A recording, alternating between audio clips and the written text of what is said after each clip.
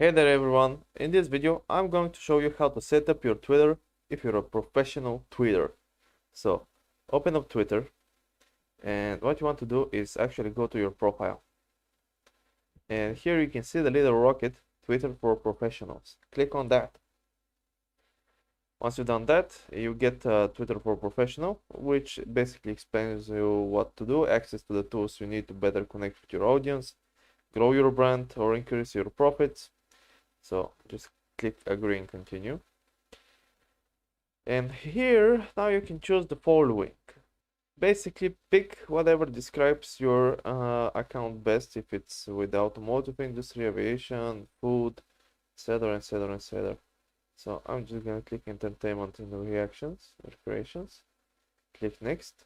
So and now you must select, is it business, are you selling something, or you're just a simple creator. So here, once you reach this, you're pretty much set up. Now you can customize your profile, explore profile spotlights, pick the topics to follow. So if you customize your profile, you must fill all these. Oops, sorry. Explore profile settings or pick topics to follow.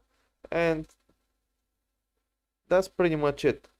Once you've set all that up, your Twitter will be set up for professional until you set up all those. And that's it.